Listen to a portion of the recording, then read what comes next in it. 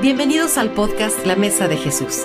Únete al Dr. Nick Venditti, cofundador de Inste Global, y a Elliot Reina, pastor de jóvenes en Mundo de Fe, mientras conocemos más a Jesús a través de la Biblia.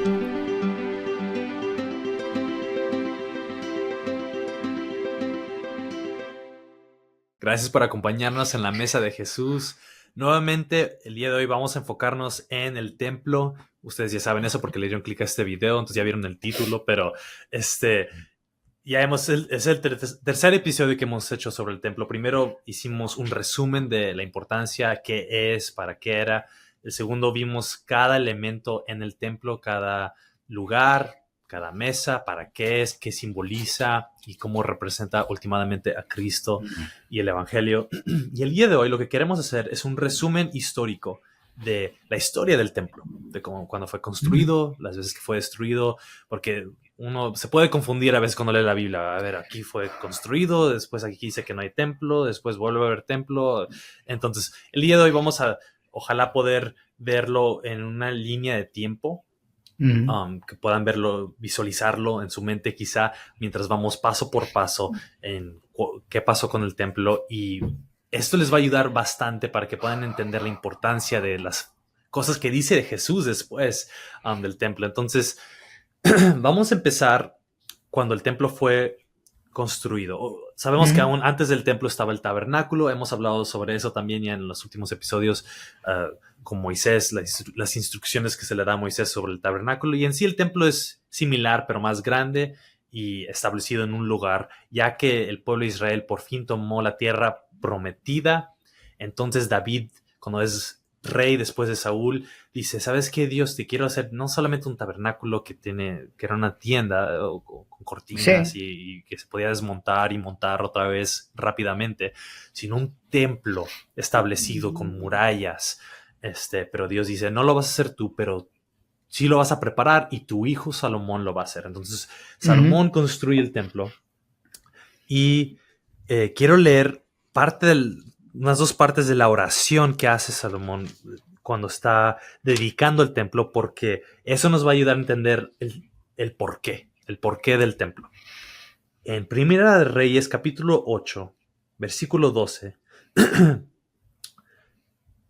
Entonces Salomón dijo: el Señor ha dicho que Él moraría en la densa nube. Ciertamente yo te he edificado una casa majestuosa, un lugar para tu morada para siempre. Entonces ahí está, es un lugar para la morada de Dios para siempre. Y el versículo 43 dice así: para que todos los pueblos de la tierra conozcan tu nombre, para que te teman como te teme tu pueblo Israel, y para que sepan que tu nombre es invocado sobre esta casa que he edificado. Entonces es un lugar donde mora la presencia de Dios para siempre, donde la gente pueda temer a Dios, llegar a conocer el temor de Dios, y donde el nombre de Dios es invocado o representado. Entonces, esto fue construido aquí en Primera de Reyes 6-7, y esto sucedió más o menos en 960 años antes de Jesús. 960 antes de Cristo. Y entonces casi 1000 años antes de que Jesús llegue, para que puedan ver el tiempo más o menos. Ahí es donde vamos a empezar. Casi 1000 años antes de Cristo, 960 se cree. Salomón construye el templo. Entonces, Doc, ¿por qué no nos cuenta un poquito sobre esto? Pues primeramente yo no vivía durante esa época, ¿ok? Soy viejo, pero no tan viejo. Hace No, 3000 años ya. Eso. No, pero en serio, se trata de entender, ¿verdad?, lo que es la presencia de Dios. Y claro, estamos hablando en sentido histórico, bíblico, pero también teológico, ¿verdad? Sabemos al principio, ¿verdad? La Biblia nos habla, Génesis, primeros 2 capítulos, 3 capítulos, de la presencia de Dios con los seres humanos, Adán y Eva, durante la creación y la relación que ellos tuvieron. Entonces, en el capítulo 3 vemos lo que pasa cuando entra el pecado, y entonces cómo tener relación con el Dios, ¿verdad? Están fuera del paraíso, no pueden entrar y tener la intimidad esa. Y vemos a través de los años Moisés, por ejemplo, lo que había dicho, ¿verdad? La importancia de la presencia de Dios, pero en el tabernáculo. Por muchos años el pueblo estaba dando vuelta en el desierto y no tenían un lugar fijo. Y la época de David, el rey David, fue el que en realidad hizo que Israel fuese un pueblo. Claro, la promesa fue dada a Abraham, ¿verdad? Y vemos Jacobo, Esaú y todo lo demás, Israel, todo lo que había ocurrido, pero no es en realidad hasta el rey David que por sí se establece la nación, o es decir, la nación de Israel, ¿verdad? Y aproximadamente unos 1000 años, y entonces David muere. Él quiere con toda intención edificar el templo, pero Dios le dice que no, pero tu hijo lo va a hacer. Y vemos aquí la importancia, y es importante, y gracias por leer esos versículos, ¿verdad? Porque es la dedicación del templo, nos habla del propósito, pero no solamente de Dios establecerse en medio de su pueblo, pero también la identidad del pueblo, porque aquí Sí. vemos como el rey Salomón indica que para igual que tu pueblo, hablando de Israel, conozcan las naciones, en otras palabras, el mundo gentil, conozcan que hay un Dios y que nosotros te servimos a ti. Y entonces edifica el templo, aunque todos los instrumentos, todo lo que es la piedra preciosa, etcétera, fue dada por David, pero es en realidad Salomón que edifica el templo por sí, era la presencia de Dios. Y como bien dijiste, aproximadamente unos 1000 años. Entonces no es solamente la presencia de Dios, pero también la identidad del pueblo.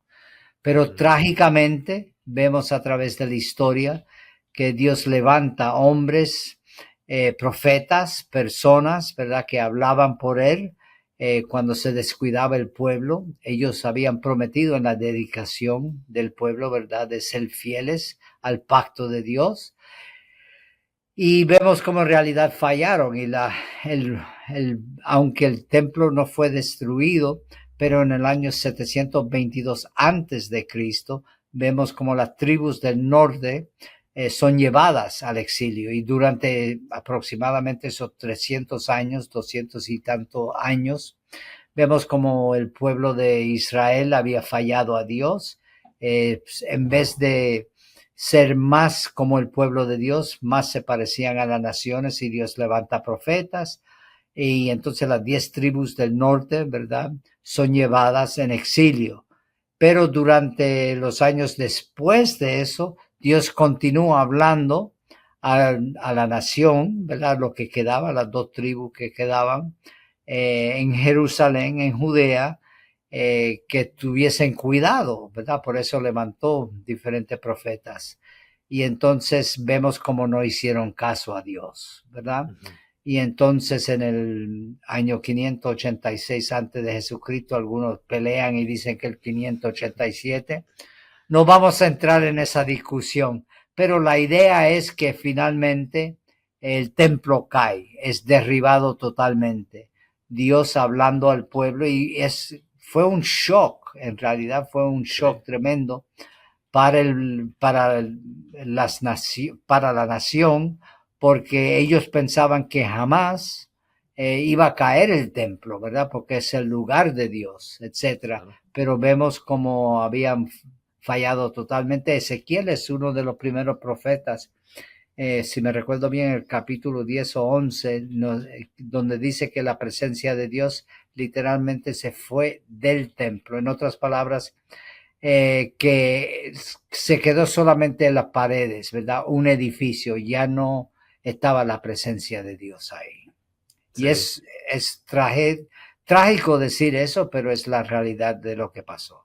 Sí, y para poder entender la tragedia, como bien dice Doc, que fue este evento, que el templo no solamente era un símbolo de, bueno, es una casita bonita, era la morada de Dios, como leímos que la dedicación del templo era el lugar que se supone que iba a morar Dios para siempre, eran las palabras de Salomón. Entonces cuando la identidad de Israel, me encanta cómo dijo eso, Doc, estaba envuelta en este templo. La esperanza de Israel, la fe de Israel. Entonces, cuando destruyen el templo, están destruyendo la identidad, la esperanza, la fe de Israel. Y yo creo que no podremos entender quizá completamente qué tan devastadora fue este evento. Entonces, cuando leemos Jeremías, por ejemplo, muchos que dicen que Jeremías es su profeta favorito, es demasiado triste, no podría decir que es mi favorito. Es increíble, pero Jeremías les está advirtiendo, oigan, esto va a suceder. Ahí viene Babilonia y va a destruir el templo, como dijo Doug, más o menos se cree que fue 586 años antes de Cristo. Entonces ya si pueden visualizarlo en su mente, más o menos 1000 años antes de Cristo fue construida. Ahora avanzamos 400 años y aquí está la destrucción del templo. Entonces, por 400 años el templo estaba bien. Israel, bueno, a veces perdía o ganaba batallas, pero el templo ahí seguía. La presencia de Dios seguía con ellos por 400 años. 400 años es mucho tiempo. Piensa en muchos países como México, Estados Unidos, ni siquiera han existido tanto tiempo. Es 400 años y de repente llega Babilonia. Y esto es disciplina del Señor, es Dios no siendo mala onda y decimos en México gandalla y cruel, sino más bien es Él siendo fiel a su promesa, porque Él les dijo, les advirtió una y otra vez, que si ellos se iban tras ídolos, ellos rompían sus mandamientos, que Él iba a dejarlos, que Él iba a apartarse de ellos, que su presencia se iba a apartar de ellos. Entonces su presencia últimamente era lo que los protegía de las naciones. Entonces Él los estaba entregando. Las palabras de juicio en la Biblia casi siempre son: Dios los entregó a sus enemigos, a las naciones. Entonces llega a Babilonia y destruye todo. Déjale leer rápido un verso que Segunda de Reyes 25, aquí vemos en la Biblia, es cuando sucede este evento. También está en Crónicas 36, pero en Segunda de Reyes 25, versículo,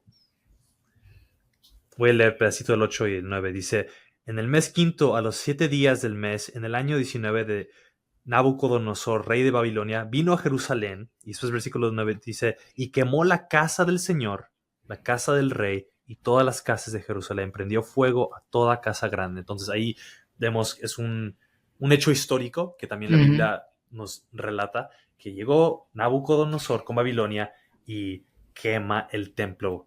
¿Qué más nos podría contar sobre este gran evento, Doc? Pues mira, una cosa curiosa que acabas de mencionar es como la advertencia de Dios.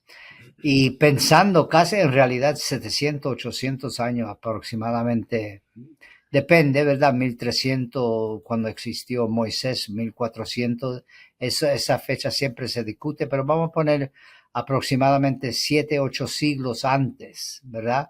Moisés escribe creo que es Deuteronomio 28, 29, cuando da las advertencias al pueblo, ¿verdad? Seguir la vida o la muerte, ¿verdad? En los dos montes. La opción. Y la opción de ellos elegir y escoger como pueblo, como una advertencia. Entonces no es algo nuevo, y bien dicho, Elliot, en el sentido de que no es algo que el Señor se sacó de momento de la manga, como se suele decir, ¿verdad? Como si fuese un mago o algo así, o alguien cruel que dice: te agarré. Sino llevaba siglos advirtiendo al pueblo, por eso le dio la palabra, ¿verdad? Le dio la ley, la instrucción, el Torah y todo lo demás al pueblo. Pero sin embargo vemos en el 586 que eso fue devastador, pero otra vez Dios sigue siendo fiel. Y unos años después, ¿verdad? Sabemos los 70 años después, el pueblo otra vez se encuentra ya no en el exilio, en camino a la tierra prometida otra vez, y Dios levanta otros personajes, ¿verdad? Que son Nehemías y también Esdras, ¿verdad? Que iban a cumplir el deseo, el anhelo de Dios, y reconstruir y ayudar en reconstruir no solamente los muros de la ciudad, pero también el templo otra vez que había sido antes devastado. de que vayamos a eso, ¿Sí? ¿quería usted mencionar de Lamentaciones también? Sí, lo de Lamentación, ¿verdad? Porque claro, muchas gracias por recordármelo, Elliot. Pero es importante entender en medio de lo devastador, lo que vemos, las implicaciones, el sufrimiento, todo lo que ocurrió, ¿verdad? Hay un libro que muchas veces no se predica porque es muy triste, ¿verdad? Lamentaciones, pero sin embargo, miramos en el mero centro del libro hay unas palabras que escribe Jeremías, que creo que nos puede ayudar a entender el amor de Dios, su misericordia en medio de toda la tragedia de lo que había ocurrido. En el capítulo 3, me parece, el versículo 22 al 24. Lamentaciones 3:22. Que las misericordias del Señor jamás terminan, pues nunca fallan sus bondades. Son nuevas cada mañana. Grande es tu fidelidad. Wow. Exactamente. Y ahí vemos la palabra otra vez, como en otros episodios hemos hablado sobre Gesed, ¿verdad? El amor pactado de Dios. La importancia, en medio de toda esa tragedia, en medio de la desobediencia del pueblo, en medio de todas las cosas que el pueblo había hecho, Jeremías escribe estas palabras que son de aliento. Claro, están pasándolo bien mal, bien cruel y todo lo demás, pero hay una esperanza, ¿verdad? Sí. Y Dios se sigue manteniendo fiel a su promesa. Sí. Entonces, en medio de esta destrucción, Dios no los abandona, sí, sino que dice, va a haber misericordia, va a haber esperanza, en medio de esta lamentación, esta tristeza de cómo es que la morada de Dios fue destruida, de que este pueblo de Babilonia, su Dios, ¿acaso es más grande que el nuestro? Exactamente. Entonces, en medio de eso, Dios dice, no, mis misericordias son nuevas cada mañana, los voy a restaurar y cumple esa promesa. Entonces, ahora sí, como usted está diciendo, Doc, llega después, 70 años después de eso, entonces, una vez más, si pueden visualizarlo, el templo es construido 1000 años antes de Cristo, más o menos, 960. 400 años después, más o menos en 586, es destruido. Y ahora avanzamos 70 años después de esa destrucción de Babilonia. Ahora después de que el pueblo de Babilonia ahora fue conquistado por el pueblo de Persia. Llega Ciro, creo que es. Ciro, sí, Ciro, el rey Ciro. El rey Ciro el Grande. Y él tiene más compasión por el pueblo de Israel que los reyes de Babilonia. Y él permite que Ezra y Nehemías vuelvan al pueblo de Israel, a la tierra donde moraba Israel, a volver a construir el templo. Entonces, ¿por qué nos cuenta un poquito más sobre eso? Pues otra vez notamos, ¿verdad? La misericordia de Dios, la mano fiel de Dios sobre su pueblo y sus promesas. Y entonces llega, ¿verdad? Primero Nehemías, y entonces él era copero del rey. Y la importancia de todo eso es que Dios lo usa, ¿verdad? Lo usa como gobernador de lo que el remanente, lo que había quedado después, y entonces también usa a Esdras, ¿verdad? Esdras en realidad muchos le llaman el segundo Moisés, ¿verdad? Por la importancia que vemos en el ministerio de Esdras sobre la palabra, la importancia de que el pueblo no solamente sea instruido, pero que viva la palabra por sí.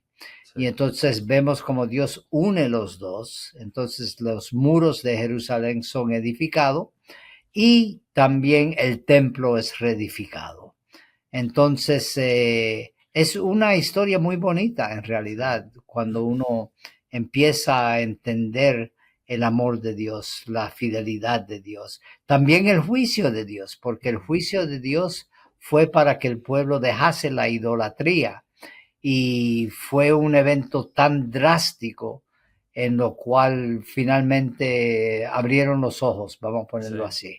Usted me ha dicho que es como un padre a veces que le advierte a sus hijos, oigan, ya les dije una y otra vez, y el niño, no hace caso, no limpia su cuarto. Me gusta ese ejemplo que usted da, y después el papá dice, bueno, ya te advertí, ahí vienen las consecuencias, ¿no? Entonces es Dios disciplinando a sus hijos, diciendo, les advertí por muchos años, cientos de años, y después dice Dios, bueno, viene la consecuencia por sus acciones, pero últimamente aún así muestra gracia y misericordia y permite que vuelvan. Y como dijo Esdras es como el sacerdote y Nehemías es como el gobernador más político, un líder, y juntos, si leen esa historia, vuelven a construir el templo.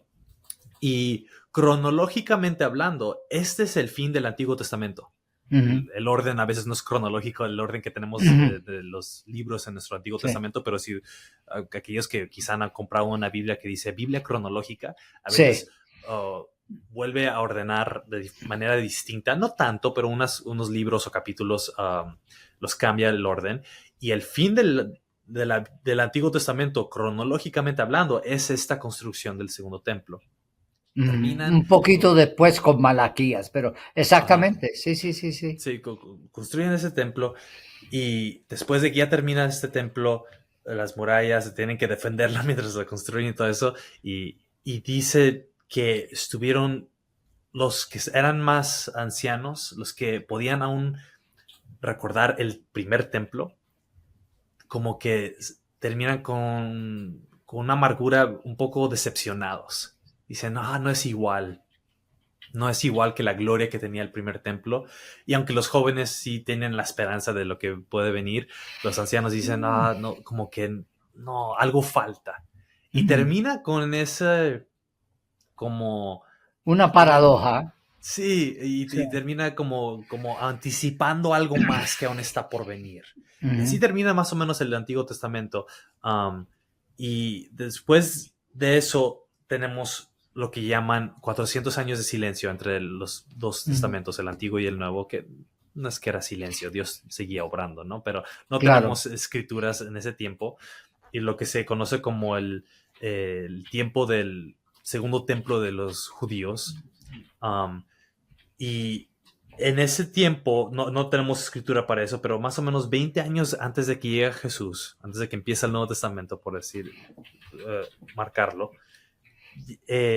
Herodes, uno de los Herodes, porque hay varios Herodes, yo a veces me confundo entre cuál es cuál. Es Herodes el Grande, le llaman Herodes el Grande. Herodes el Grande, que no es confundirse el mismo Herodes que Jesús visitó antes de que sea crucificado, ese es otro Herodes, pero Herodes el Grande era un arquitecto y él ayuda a expandir el templo. Él ve el templo, que muchos, como les dije, estaban un poco decepcionados de cómo resultó, y dice, vamos a hacerlo más grande, vamos a hacerlo más hermoso, más magnífico. Entonces, el pueblo de Israel amaban a Herodes en ese sentido, porque él ayudó a que el templo fuera mejor. Entonces, eso fue más o menos 20 años antes de que Jesús llega, y después Jesús llega, y le están presumiendo sobre el templo y todo, pero en Juan capítulo 2, versículo 20, Jesús dice algo, ahora ya entendiendo toda la historia, fíjense lo que Jesús dice. Él llega al templo, voltea las mesas con el celo por su casa, porque no están haciendo lo que deben, porque se ha vuelto una casa de comercio, no una casa de su padre. Y después dice esto, el versículo 19 de Juan 2. Jesús les respondió, destruyan este templo y en 3 días lo levantaré.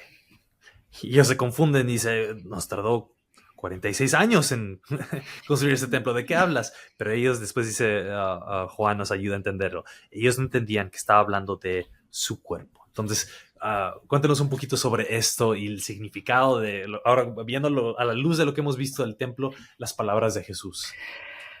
Pues no solamente que él, porque él dice que él va a resucitar su cuerpo que es su templo, ¿verdad? También en otras escrituras dice que él es más grande que el templo, ¿verdad? Entonces imagínate para los líderes religiosos escuchar eso, ¿verdad? Lo que es en otras palabras le están diciendo, qué atrevido eres, blasfemia, ¿verdad? Le acusan de blasfemia y todo lo demás. Entonces, creo que es importante nosotros otra vez intentar a entender la magnitud de las palabras de Jesús aquí, ¿verdad? Que él está diciendo, mira, ustedes tienen el templo y sabemos en Mateo 24, ¿verdad? Que él luego habla de la destrucción del templo, ¿verdad? Pero que él es mayor que el templo y que él está hablando de su resurrección. Entonces, es claro, iba a tener un choque con los líderes religiosos. Sí. Y creo que otra vez es significativo entender esto en el contexto del primer siglo. Como bien dijiste en cuanto a Herodes el Grande, ¿verdad? aparte de todo lo que construyó, ¿verdad? Fue un hombre muy cruel, en realidad. Mató, si me recuerdo bien, a varias esposas, a un hijos. Fue un hombre muy cruel. Pero en cuanto a lo que era el templo, quería que la gente viese que él era un gran rey, para decirlo de una manera, ¿verdad? Entonces, el templo, sabemos en el 70, ¿verdad? Que Jesús habló, murió aproximadamente en el año 30, 35, depende de quién, otra vez, 27 al 30, 32, 33, pero él antes de morir, él habla que el templo no va a existir, y eso ocurrió, ¿verdad? Dentro de pocos años después, en el 70, después, en la época nueva, ¿verdad? Que vinieron los romanos, me parece el general fue Tito, vino y destruyó todo el templo, y hasta el día de hoy, Ya no hay templo. ya no hay templo. Sí. Hay piedras, ¿verdad? Yo he podido ir, hay el muro, ¿verdad? De Lamentaciones, que se llama hoy en día, pero templo por sí, hay tremendas piedras, pero eso es lo que hay. Sí. Si puedes pensar en eso, de que el templo de Dios era la morada de Dios aquí en la tierra. Y cuando Jesús dice, yo soy mayor que el templo, está diciendo, yo soy mayor que la morada de Dios aquí en la tierra. Y la gente hubiera dicho, ¿estás diciendo que eres mayor que la presencia de Dios con nosotros? Exactamente. Son palabras confrontadoras. Sí. ¿Estás diciendo que eres mayor que la presencia de Dios en la tierra? Y Jesús está diciendo, sí, porque yo soy Dios mismo, encarnado. Entonces, otra vez, esto te vuela la cabeza si lo piensas realmente en el contexto de cómo el templo ha estado aquí por más de 1000 años y Jesús llega y dice, ese templo va a ser destruido. Yo soy el templo. Exactamente. Palabras profundas. Si realmente entendemos la historia de Israel, son palabras fuertes. Entonces, como usted dijo, Doc, Jesús dice en el Mateo 24, ese templo va a ser destruido, no va a quedar piedra sobre piedra. Y se cumple esta profecía en el año 70 después de Cristo. El templo es destruido y ya no ha habido templo desde entonces. Ahora, lo increíble de esto es de que no solamente Jesús dijo que Él era el templo, la presencia de Dios en medio de nosotros, la morada de Dios en ser humano, sino que después Pablo nos dice en 1 Corintios 3:16 que todo creyente, porque tiene el Espíritu Santo en él o en ella, es el templo de Dios. Y eso yo creo que no lo entendemos como deberíamos. Si entendiéramos esa realidad realmente, yo creo que nuestras acciones se verían distintas. Sí. Si realmente pudiéramos entender que somos templos de Dios aquí en la tierra, actuaríamos de una manera diferente, santa, con obediencia, pero tristemente a veces no captamos esa profundidad. No sé si quiere añadir algo a eso, Doc. No, muy bien dicho, en realidad. Por eso Pablo exhorta muchas veces a la santidad, porque no nos olvidemos que el templo histórico, ¿verdad?, de Israel era un lugar, había el lugar santísimo, donde era la misma presencia de Dios, donde solamente podía entrar el sumo sacerdote una vez, representándose a sí mismo al año, ¿verdad?, pero representándose a sí mismo, haciendo el sacrificio por sí y también por el pueblo. Entonces, las implicaciones de nosotros, la iglesia de Jesucristo, el cuerpo de Cristo, ser el templo, es muy pesado en realidad el significado de todo eso para nosotros. Entonces, es importante entender eso, y claro, al final, Apocalipsis, si me recuerdo bien, 21-22, ¿verdad?, nos habla que ya no va a haber más templo, ¿verdad?, porque Dios mismo es el templo, ¿verdad?, de Él y el Cordero. Entonces, si puede leer. Salud. Gracias. Okay. En Apocalipsis 21. Primeros versos. Entonces vi un cielo nuevo y una tierra nueva, porque el primer cielo y la primera tierra pasaron, y el mar ya no existía. Y vi la ciudad santa, la nueva Jerusalén, que descendía del cielo de Dios, preparada como una novia ataviada para su esposo. Y después dice, deja ver si lo encuentro, el versículo específico. Que ya no existe el templo, Sí. porque el Cordero... Ahí está, versículo Sí, 22. eso. Apocalipsis 21-22. No vi en ella templo alguno, porque su templo es el Señor, el Dios Todopoderoso y el Cordero. O sea, al final Así de la es. historia, al final del Evangelio, lo que vemos es que ya no hay un templo físico, y ni siquiera que nosotros somos el templo, sino que Dios mismo es el templo, morando con nosotros en la nueva tierra y en los nuevos cielos. Entonces, ¡wow! sí, no creo que hay mejor lugar que podemos terminar sino ahí. Sé que fue rápido, pero espero esto les pueda ayudado a entender el significado del templo, cómo fue construido, el propósito últimamente que vemos en Cristo, lo que nosotros tenemos ahorita, que es el Espíritu Santo en nosotros, y últimamente la esperanza del futuro, donde no va a haber un templo físico, donde está limitado a un edificio, muralla, sino que Dios estará con nosotros como estuvo en el principio con Adán y Eva. Y mientras nos esperamos a esa promesa, le damos gracias a Jesús por lo que hizo y apreciamos lo que tenemos ahorita. Esa es la verdad del templo, que podemos ahí ver el poder del Evangelio. Entonces, gracias, Doc, por ayudarnos a entender todo eso y caminar con nosotros en este tiempo. Y Igualmente, Elliot, de verdad que sí. Y la grandeza y la fidelidad de nuestro Dios. Sí. Bueno, muchas gracias por acompañarnos. Espero que esto sea de beneficio para su caminar con Dios y darles a entender, a ver a Jesús a través de las Escrituras. Y nos veremos en nuestro siguiente episodio. Bendiciones. Adiós.